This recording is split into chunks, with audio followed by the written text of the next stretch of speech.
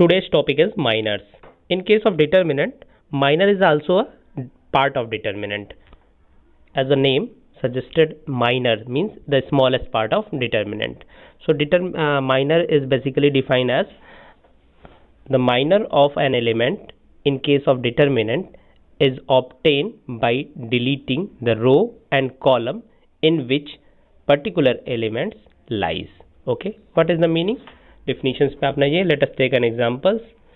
Okay, so we take first 2 cross 2 matrix determinant, in fact matrix that means उसका हम determinant ले रहे हैं, तो 2 2 1 5. then suppose हमें इस 2 का माइनर निकालना है. इट इज फर्स्टली आपको ये जानना होगा minor is represented by letter m. m indicate minor and the location of 2 is 1 1. that means minor of a11 is m11 and it is equal to deleting the row and the column in which 2 lies. that means आप इसको delete कर दीजिए, ये delete कर दीजिए, हुआ क्या? this is 5. that means minor of element 2 is m11 and that is equal to 5. very clear, एकदम क्लियर फंडा है.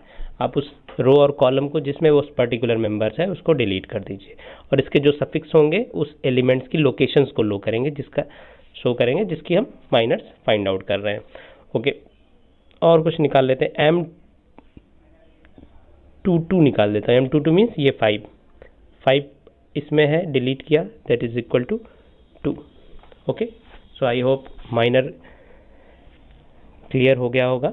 हम एक 3 क्रॉस 3 का डिटरमिनेंट लेते हैं और वहाँ पे हम माइनर को डिस्कस करते हैं. Let us take an example of 3 cross 3. ओके, 3 क्रॉस 3 का एक डिटरमिनेंट ले लेते हैं.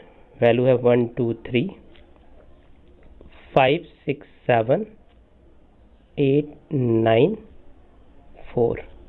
ओके, सो स्टार्ट करते हैं माइनर. हमें माइनर पहले फाइंड आउट करना है m11. तो कुछ चीज़ें हमें ध्यान रखनी होंगी. Minor is also a determinant, this is the part of determinant. Minor is defined for element of determinant. Element के लिए डिफाइन होगा, पार्ट ऑफ डिटर्मिनेंट होगा, and the order of determinant of minor is less than 1. यहाँ पे 2 cross 2 की 2 cross 2 के determinant मिलेंगे. जैसे 1 का हमें इसका चाहिए, तो ये फर्स्ट रो में है, फर्स्ट कॉलम में है, तो minor is 6 7 9 4. This is the minor. That means 3 cross 3 determinant के लिए माइनर 2 क्रॉस 2 होगा. The degree order of minor is 1 less than the parenting determinant. जिस डिटर्मिनेंट से आ रहा है उससे लेस एक ऑर्डर उसका लेस होगा. यहाँ पे वैल्यू आप निकाल लेते हैं. 6 into 4 that is 24 and 24 minus 63. तो इस तरीके से आप माइनर निकाल सकते हैं ढेर सारे मेंबर्स के. हम निकालते हैं यहाँ पे माइनर m21 का second row first column that is 5. अब 5 जिस रो में है उस रो को आप डिलीट करिए, जिस कॉलम में है उस कॉलम को डिलीट करिए. Deleting the row and column what we have that is 2 3 9 4. यहाँ पे वैल्यू आ जाएगी. जैसे आप ये सारे जब मैट्रिक्स का डिटरमिनेंट की वैल्यू निकालते हो तो वहाँ पे ये सारी चीज़ें आप कैलकुलेट करते हो, तो बहुत ज़्यादा कुछ डिटेल में पढ़ने की भी ज़रूरत नहीं है. 8 मीन्स 27 यहाँ पे आप सब्ट्रैक्ट करके आंसर लिख सकते हो. ओके, तो आई होप माइनर क्लियर हो गया होगा. हाँ, रिप्रेजेंटेशन देख लेना, छोटी छोटी बातें आपको ध्यान रखनी है माइनर्स के केस में. First one is the minor एक डिग्री आपको लेस कर देगा. Minor of 1 cross 1 matrix, 1 cross 1 matrix है, इससे related determinant is this.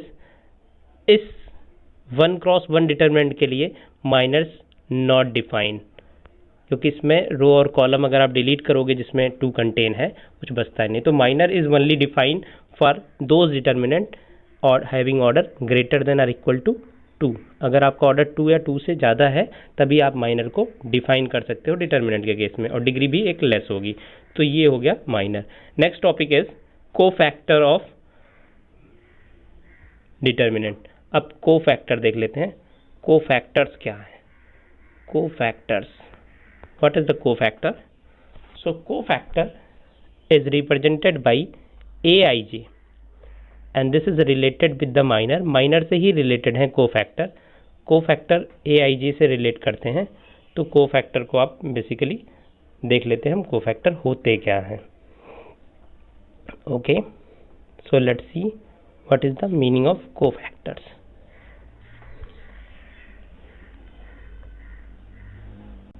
Topic is cofactor and it is represented by cofactor is represented by AIJ, CIJ से भी कुछ books में आप रिप्रेजेंटेशन देख सकते हो, तो दोनों ही रिप्रेजेंटेशन आपको ध्यान रखनी है, C for cofactor CIJ, but NCERT always use AIJ। तो cofactor is related to minor, minor आपने सीख लिया इसलिए कोफैक्टर में कोई प्रॉब्लम नहीं है। तो AIJ that means -1 to the power I plus J MIJ आपने सीख रखा है, this is the minor of AIJ। किसी भी मेंबर्स जो भी एलिमेंट्स होते हैं डिटर्मिनेंट में उसका माइनर आपने अभी जस्ट सीखा है। तो AIJ is related to 1 to the power I plus J। अगर आपको याद होगा जब हम डिटर्मिनेंट का एक्सपेंशन पढ़ रहे थे तो मैंने आपको बताया था कि सम ऑफ रो एंड कॉलम उसको -1 पे पावर रेज करते हैं, this is the relation of minor. तो अगर ये पॉजिटिव हुआ तो माइनर और कोफैक्टर सेम हो जाएंगे, अगर ये नेगेटिव हुआ तो minor is cofactor is minus times of minor, और इक्वल से minor is the minus times of cofactor. तो इतना डिफरेंस है कोफैक्टर और माइनर में। एग्जांपल से देख लेते हैं कि माइनर और कोफैक्टर में बेसिकली डिफरेंस क्या है। Let us take an example, लेते हैं एग्जांपल। एक फिर से हम 2 क्रॉस 2 का एक डिटरमिनेंट ले लेते हैं, 2 5 7 8। A11 इसका माइनर होगा M11 and it is deleting the row and column containing 2 that is 8। अब इसका कोफैक्टर होगा A11, this is equal to -1 to the power 1 plus 1 into M11, -1 plus 1 that is 2। मैंने बोला था अगर इवन आएगा तो प्लस हो जाएगा, क्योंकि -1 पे अगर आप इवन पावर रेज करोगे तो प्लस हो जाएगा। तो A11 is equal to M11, यहाँ पे माइनर और कोफैक्टर दोनों इक्वल हैं और दोनों ही 8 के इक्वल हैं। ओके, अब इसी में अगर आपको 7 का माइनर निकालना है, 7 की लोकेशन क्या हो गई 21, second row first column, that is M21। 2 + 1 क्या हो जाएगा 2 + 1 ऑड नंबर। तो पहले इसका हम माइनर निकाल लेते हैं। माइनर क्या होगा, 8 को आप डिलीट करोगे, ये दिस इज 2।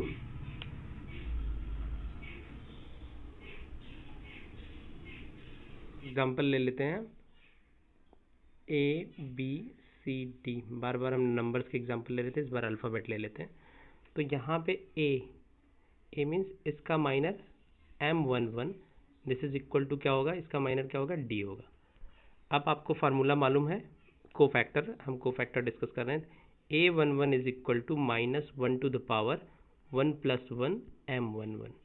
मैंने बताया था कि जब आपको डिटरमिनेंट का एक्सपेंशन सिखाया था तो उस टाइम में बताया जा चुका है कि सम ऑफ रो एंड कॉलम अगर इवन होगा तो कोई प्रॉब्लम नहीं है, अगर ऑड होगा तो आप माइनस साइन लगा दोगे। सेम वही चीज़ें आ रही हैं बार बार। तो 1 + 1 इवन है, तो यहाँ पे A11 मीन्स कोफैक्टर और माइनर इक्वल हो जाएंगे और this is equal to D हो जाएंगे। अब एक आप M21 निकाल लो जो थोड़ा सा डिफरेंस है। M21 मीन्स ये वाली लोकेशन, इसका माइनर क्या होगा, this minor is equal to, आप डिलीट करोगे रो और column, this is equal to B। ओके, अब इसका हम कोफैक्टर भी देख लेते हैं। A21 2 + 1 ऑड नंबर है, यहाँ पे minus times of M21। Minus क्यों आ रहा है, क्योंकि माइनस के पावर ऑड लगाओगे। पूरा फार्मूला लिखने की जरूरत नहीं, सिर्फ आप माइनस प्लस देख लो अपने लेवल पे। तो दिस इज -B, तो यहाँ पे कोफैक्टर -B है बट माइनर क्या है आपका B है। तो ये छोटे एग्जांपल से आई होप आपने माइनर और कोफैक्टर समझ गए होगे और बहुत आसान है।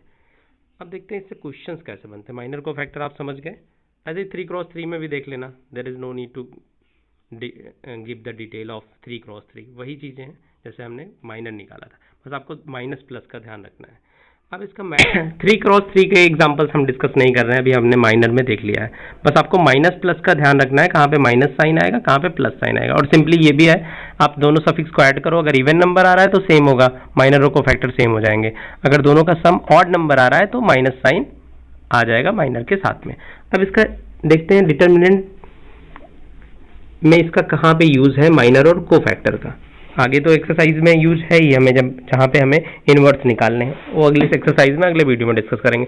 बट अभी यहाँ से 1 मार्क्स के क्वेश्चन कैसे बनते हैं, और वैल्यू ऑफ डिटर्मिनेंट में हमने कहीं ना कहीं माइनर और कोफैक्टर को यूज किया है। तो एक एग्जांपल लेते हैं और डिस्कस करते हैं। 3x3 का एग्जांपल। ओके, सपोज हमें ये वैल्यू निकालनी है किसी भी डिटर्मिनेंट की, मैं वैल्यू नहीं निकालने जा रहा हूँ, आपको पता है। तो हम यहाँ पे बेसिकली करते क्या है, 2 3 1 1 2 0 0 5 3, ये डिटर्मिनेंट है। सपोज इसकी वैल्यू हमें निकालनी है, और मैं क्या करने जा रहा हूँ, मैं रो के लॉन्ग एक्सपेंशन करने जा रहा हूँ, या कॉलम के लॉन्ग, किसी के लॉन्ग एक्सपेंशन करने जा रहा हूँ। तो बेसिकली हम करते क्या है, ध्यान देना आप। मैं यहाँ पे 2 लिखता, और उसके बाद क्या लिखता, मैं 2 लिखता, यहाँ पे लिखता 2 0 5 3, यही तो लिखता। फिर फर्स्ट रो के लॉन्ग एक्सपेंशन, फिर -3 लिखता, फिर इसका यहाँ पे डिलीट करता रो और कॉलम को कंटेनिंग 3। माइनस क्यों आया हुआ है, मैंने पहले से बता रखा है, माइनस आएगा रो और कॉलम को आप ऐड करोगे, ये तो एक्सपेंशन में आपने सीख रखा था। अब यहाँ पे और जिसको डिटर्मिनेंट के एक्सपेंशन में प्रॉब्लम आ रही थी वो फिर से यहाँ पे देख ले, रिवाइज भी हो जाएगा, और थोड़ा सा आपको 1 मार्क्स के लिए काफ़ी इंपॉर्टेंट क्वेश्चन आने वाला है MCQ यहाँ से निकल के। तो आप देखो यहाँ पे क्या आएगा, 1 0 0 3 प्लस 1, फर्स्ट रो के अलॉन्ग एक्सपेंशन कर रहे हैं, थोड़ा आई कांटेक्ट मेंटेन करना। ये है 1 2 0 5, इज इट। आप ऐसे ही तो वैल्यू निकालोगे। अब यहाँ पे एक छोटा सा एनालिसिस कर लेते हैं। 2 के साथ मैंने माइनर किसका लिखा हुआ है, ये तो माइनर ही है ना, दिस इज द माइनर। या अगर माइनस साइन ले ले तो this is the cofactor.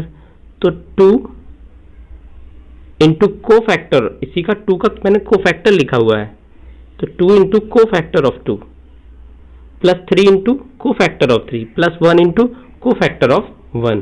Clear. तो यहाँ पे मैं थोड़ा सा इसको थोड़ा सा मॉडिफाई कर रहा हूँ, यहाँ पे मैं लिख दे रहा हूँ A11 plus 3 into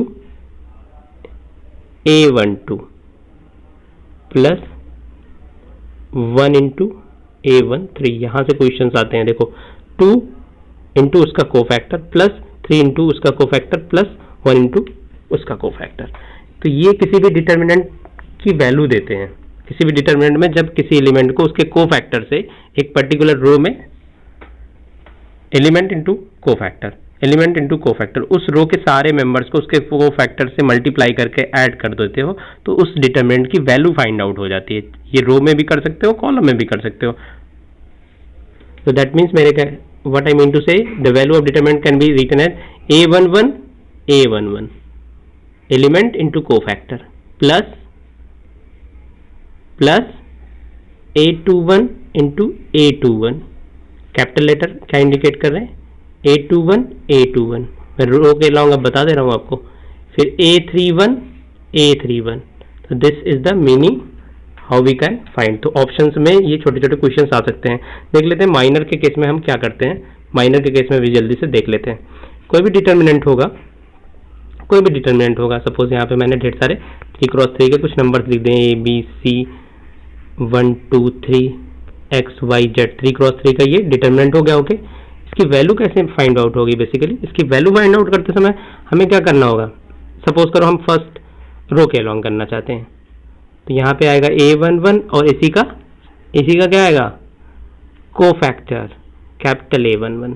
first row के अलॉन्ग ले रहे हैं, that is A12 capital A12।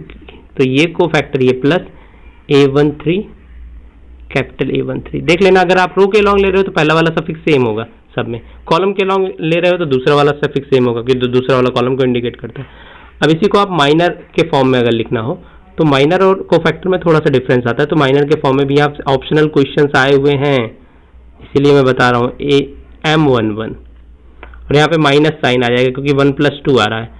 तो A12 M12, बस थोड़ा सा एक माइनस साइन का डिफरेंस हो जाएगा, प्लस A13 M13। ऐसे ये तो मैंने फर्स्ट रो बताया, आप सेकंड रो के अलॉन्ग ऐसे फार्मूला बना सकते हो, थर्ड रो के अलॉन्ग बसे first column second column third column, मतलब there is 6 way to find the value of determinant using the concept of minor और कोफैक्टर। तो अब एमसीक्यू में यहाँ से क्वेश्चन बन के पूछा जा सकता है which one represent the value of determinant, ये रिप्रेजेंट कर रहा है, ये भी रिप्रेजेंट कर रहा है, तो आपको देखना पड़ेगा ध्यान से। तो ध्यान से देखना और काफ़ी इंपॉर्टेंट है, और यहाँ से 1 मार्क्स का अच्छा खासा चांस है। तो माइनर कोफैक्टर वाली एक्सरसाइज आप पूरी कंप्लीट कर लेना, इसमें कुछ ज़्यादा कुछ नहीं है। ओके, एक जनरल सा आपको एमसीक्यू भी बता देता हूँ, एक माइनर और कोफैक्टर से रिलेटेड कितने टाइप के एमसीक्यू बन सकते हैं। तो value of determinant, if delta indicate the value of determinant then which of the following is correct answer. Value of determinant, delta क्या है, वैल्यू ऑफ डिटर्मिनेंट है, या आप ऐसे बोल सकते हो this is determinant of A is equal to delta. Then इनमें से कौन सा वैल्यू ऑफ डिटर्मिनेंट को रिप्रेजेंट करेगा। पहला मैंने बोल दिया आपको A11 M11 minus A22 plus M22 plus A33 M33, पहला ऑप्शन। दूसरा ऑप्शन है आपका A31 M31 plus minus A32 M32 plus A33 M33। दोनों ऑप्शन में से कौन सा वैल्यू ऑफ डिटर्मिनेंट को रिप्रेजेंट करेगा आप कमेंट में लिख करके बताएंगे। और कोई प्रॉब्लम हो तो कमेंट में लिखते रहा करिए, और कल से आपको वीडियो देख के अपना रोल नंबर कमेंट में टाइप करना है, जिससे मुझे पता लग जाए कि किसने किसने वीडियो देखा हुआ है, कौन अब्सेंट प्रेजेंट जो भी हो रहा है उससे पता भी लग जाएगा उसकी ईमेल आईडी से कि ये स्टूडेंट कम से कम अब्सेंट हो रहा हो।